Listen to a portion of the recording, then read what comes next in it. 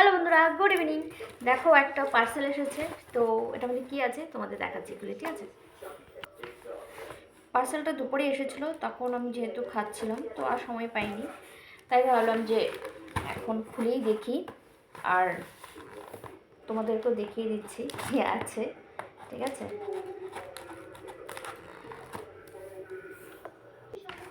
তো এই যে প্যাকেটটা খোলা হয়ে গেল, দেখি জিনিসটা কেমন এসেছে। দেখতে কিন্তু সুন্দর লাগছে, দেখো। ওই পাশে দেখো, দাঁড়াও, এখানে 3টা পার্ট আছে, তোমাদের সবটা খুলে দেখাচ্ছি।